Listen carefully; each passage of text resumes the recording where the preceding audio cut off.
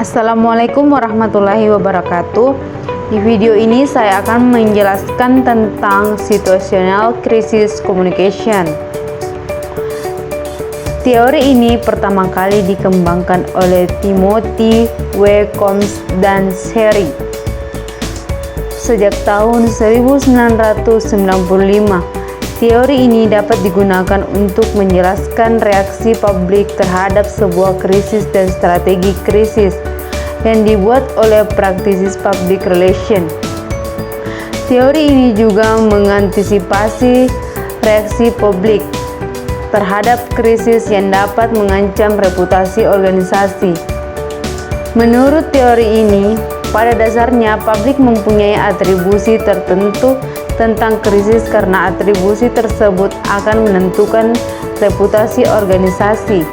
Dari definisi ini bahwa strategi komunikasi krisis merupakan bagian penting dalam manajemen krisis untuk melakukan komunikasi yang intens dengan masyarakat yang menyaring informasi-informasi yang dibutuhkan. Informasi yang kadang tidak jelas dari mana sumbernya dan kebenarannya masih dipertanyakan juga memunculkan rumor dan justru akan membingungkan masyarakat.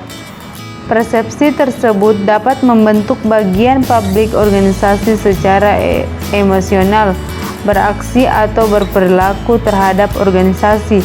Oleh karena itu, keputusan komunikasi yang dibuat oleh manajemen krisis setelah krisis dapat memiliki konsekuensi yang besar, baik positif maupun negatif. Menurut teori ini, pada dasarnya publik mempunyai atribusi tertentu tentang krisis, karena atribusi tersebut akan menentukan reputasi organisasi. Atribusi pada dasarnya adalah persepsi publik terhadap krisis. Kata-kata yang ada pada manajemen akan mempengaruhi bagaimana publik mempersepsi organisasi dan krisis. Situational crisis communication theory dapat diartikan bahwa reputasi berkorelasi dengan legitimasi. Jika reputasi positif berarti organisasi mempunyai legitimasi. Legitimasi adalah hak sebuah organisasi untuk eksis dan suatu diperoleh dari persetujuan komunikasi di sekitar organisasi. Situational crisis communication theory menyarankan bahwa bagaimana sebuah organisasi berkomunikasi dengan publiknya. Apa yang dikatakannya akan mempengaruhi persepsi publiknya terhadap organisasi. Persepsi tersebut dapat membentuk bagaimana publik organisasi secara emosional beraksi atau berperilaku terhadap organisasi. Oleh karena itu, keputusan komunikasi yang dibuat oleh manajemen krisis setelah krisis dapat memiliki konsekuensi yang besar, baik positif maupun negatif. Setiap krisis berpotensi mengancam reputasi organisasi.